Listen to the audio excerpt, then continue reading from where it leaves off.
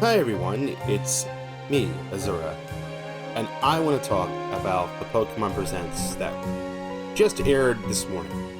It was about 3 hours ago as of the time of the recording, and I was not going to wake up at 9 o'clock in the morning to catch it live, so I just decided to give it a watch while trying to avoid spoilers because, like, literally everyone is talking. The Presents itself was about 19 minutes in length. When I saw that runtime, I'm like, okay, it's not going to be a long Presents. It's going to be like maybe filled in with a bunch of announcements. And it's always frustrating how they will pad the runtime of everything out. Like, if you ever want to know anything about the video games of Presents, just skip to the last 5 minutes, because that's always when they show that stuff, because they always open up with an introduction, and then they just rapid fire their other media stuff of Pokemon, like the trading card game, any sort of like anime stuff, concierge, something like that, and then they'll do like mobile games. So, bunch of stuff coming to the mobile games that I don't want to talk about that because I'm not interested in the mobile game stuff. I am interested in the video games, and there's 2 video games that are coming. One of them is a battle simulator. It goes by the name of Pokemon Champions. So it's basically like Pokemon Stadium, Pokemon Coliseum, battle mode, Pokemon Battle Revolution. It's basically what it is. And it looks like it features both terrestrialization and Mega Evolution. And I'm going to assume that Pokemon Champions is going to be a platform that will update as more games are added to the series, and they'll probably even add in other battle styles like the Z moves from Alola. Maybe that'll be added in the future when they do a remake of the Alola games. Although honestly, if they dropped remakes and just kept doing the Pokemon Legends franchise, I think that's a little bit better. So Champions is going to be playable on Switch, and it's also going to be playable on phone, so I'm definitely going to be giving it a download on my phone and playing it.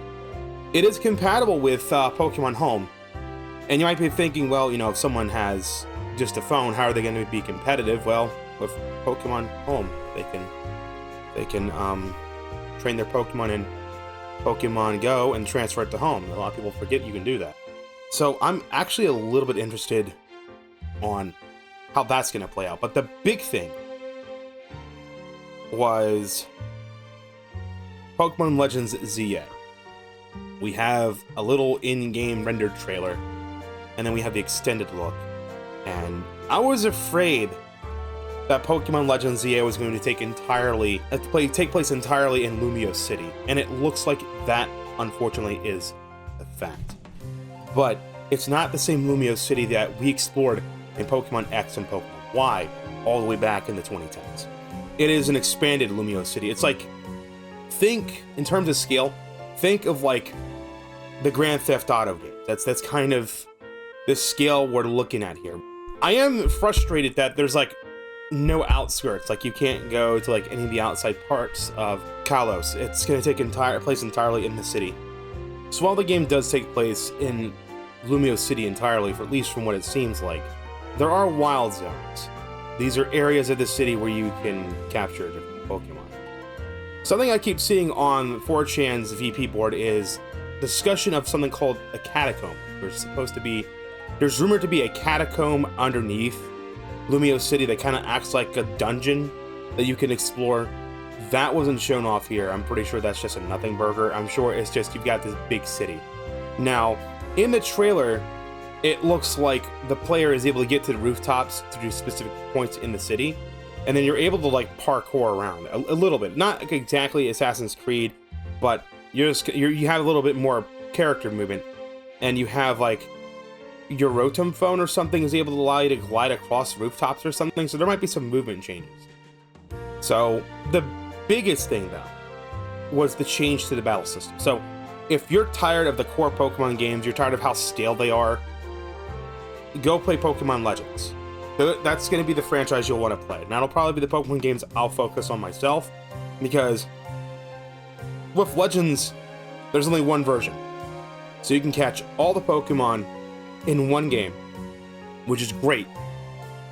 And then there's usually some change to the battle system. With Legends Arceus, you had a turn order system go in place. Like, different moves would affect how often you would be able to attack in a turn. So, if you were to use a stronger move and power it up, you might be able to do more damage, but then you're going to be at a disadvantage because then the opponent's going to be able to do, like, multiple attacks. You can have more than one Pokemon battle you at once. You can have up to 5. And it actually made battles a little bit more intense and a little more engaging. The problem with Pokemon Legends Arceus was, out of the box, there weren't a lot of trainer battles. There was like a handful of trainer battles that were story-related, but there wasn't really an ability to just do battles over and over. It felt like an afterthought. Pokemon Legends Arceus was more about, like, finding Pokemon, doing a survey, catching Pokemon, and you went to different areas. That's the thing I'm hung up on with Legends ZA, is like, Kalos is this big region. It's a huge region. It's humongous how big the region of Kalos is. And we're just gonna be stuck to Lumio City.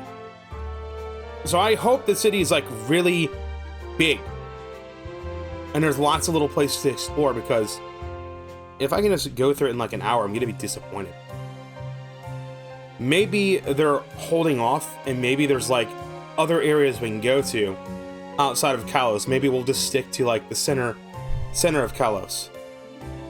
Or there could be DLC later on down the road, but chances are there won't be DLC.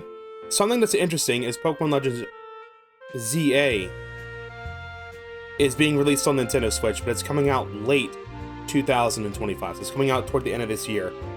And I think that this game is going to be a title that's going to be launching alongside the Switch 2. And I honestly think that this game is going to do much better on the Switch 2. It's going to run better. It's going to be a smoother experience. So if you play this on regular Switch, if you don't want to get a Switch 2, there's a very good chance you're going to run into performance problems. It's going to have really bad frame rate at times, because I don't believe for a second the game's being rendered on a Nintendo Switch. Not for once, not how detailed everything is. Not how smooth everything looks. And I'm pretty sure after April, there'll be an announcement about Pokemon Legends ZA being a Switch 2 enhanced game, where you can play it on Nintendo Switch, but if you play it on the Switch 2, you'll have higher fidelity, higher frame rate, and a smoother experience. And then they'll probably proceed to show off some Nintendo Switch games that'll also be Switch 2 enhanced in that case. What's frustrating is there's, like, no release dates on anything. We have a release window for Pokemon Legends ZA. That's coming out at the end of this year. And Pokemon Champ is just coming soon. That's probably the one everyone wants to play around with. Legends ZA, I'm a little worried about it. I'm a little worried about how fun it's going to be. But the battles of Legends ZA is probably the coolest thing in the world. So, how do they change up the battle system in Legends ZA? You know how in Legends Arceus you can move your character around, but your Pokemon kind of stayed put? That's not the case anymore. There's a reason you, the trainer, can move around. It's kind of like a hybrid approach to Pokken Tournament, where every attack has a different range. So now you have to not only know the type and the power of a move and how fast it is, and whether or not it's going to put you down lower in a turn order, but now you got to be aware of the range. So it may entirely be possible to have your Pokemon follow you around in battle and dodge attacks. So it could be possible that Pokemon have lower HP pools because of this. I like the fact that the Pokemon follow you around in battle. It's like you actually lead the Pokemon around in battle. So it feels more like you're actually there and you're not just standing there in a void while two Pokemon are sitting in exact spots apart from each other and just launch attacks at each other. So I'm really curious how that's going to play. I can't wait to get my hands on that and play it, but that's all the way at the end of the year. Definitely going to be playing it on Switch 2. I'll probably be picking up a Nintendo Switch 2 just to play Pokemon Legends ZA. But that's it. That was the entire thing. And when they showed the build-up to Pokemon Champions, I thought maybe they're finally going to announce the classic Pokemon games on Switch Online, and they have not. They still refuse to do it. So it's the Pokemon Company that's doing it. Because that's the thing I wanted the most, was I wanted to have the Game Boy and Game Boy Advance games added to the Switch Online service. I mean, come on, we have Pokemon Stadium 1 and 2 on the service, but not the Game Boy games to go along with it. I'm glad that we got more information about the actual game of Legends at ZA outside of a teaser trailer that showed me no information. At least now I know the setting of the game, and some of the gameplay elements. We haven't even been shown all gameplay elements. We don't know what the goal of the game is. We know that we are employed at the I already forgot the name of the agency of the company, Quasar. We're employed at the Quasar Corporation, and we are in the process of rebuilding Lumiose City to be a place for both people and Pokemon.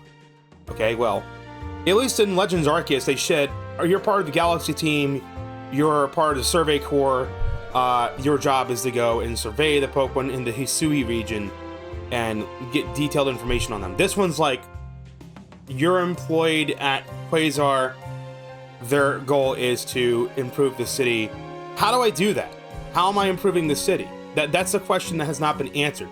How am I going to be improving the city of Lumiose to make it a place for people and Pokemon? Is there like a customization aspect? Are we able to unlock new areas? Are we expanding Lumiose City outside of its original limits and adding more areas outside of it? I mean, how do we need to go out into the areas around Lumiose City and Kalos to get resources? Like, how is this going to work? That's something that hasn't been answered. That's something that we're being left in the dark about. Although it does look like Lumiose City is an actual city. Like, you know those concept arts of Brilliant Diamond and Shining Pearl where it was at scale, where you're walking around at, like, ground level and the cities are, like, sprawling above you? And it feels like you're actually in an actual city. That's the scale of Legends ZA. You can see it behind me. That's the scale of the game, and I'm actually a bit excited to explore the world like that, and I'd love to see... This is the problem Game Freak has put themselves in the corner. After releasing Pokemon Legends ZA, if Generation 10 doesn't have cities that look like this, it's going to feel like a downgrade. And I love the fact that Legends ZA is kind of like... they're taking the core Pokemon gameplay and then they're adding to it. It's like we're actually seeing a next generation game in the Legends franchise. And there were some aspects of Legends Arceus that were used in Scarlet and Violet.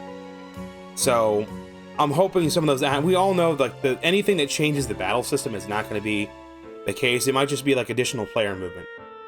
Because we saw that in Pokemon Legends Arceus, we had a little bit more freedom with how the character could move around. There weren't like invisible walls that you thud into, except in the outside. And then that was used in Pokemon Scarlet and Violet. And now we're seeing like the movement options being brought back into Legends ZA. So I don't know. We'll see how it is. I find it interesting though that we have two Johto starters. We have Chikorita and we have Totodile. But then why is Tepig there from Black and White? Why Chikorita, Totodile, and Tepig? Like, Pokemon Legends Arceus was what? It was Rowlet, and Oshawott, and Cyndaquil. It was 3 Pokemon from 3 different generations. This time it's just 2 Pokemon from Johto, and then a Pokemon from Unova. Overall, I'm gonna say this Pokemon Presents was kind of mixed for me. I'm glad to see more information about Legends ZA, but I feel like there's not enough information. And the fact that we have to wait pretty much another whole year until this game comes out, all the way out in November, when Scarlet and Violet have been out for a good while.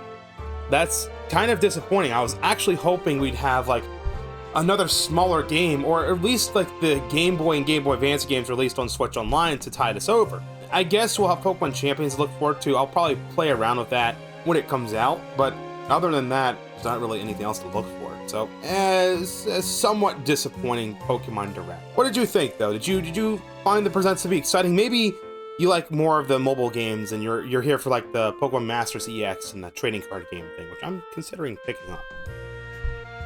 I don't know. Leave your thoughts down below. Thank you so much for watching, and I will catch you next time. Bye, everybody.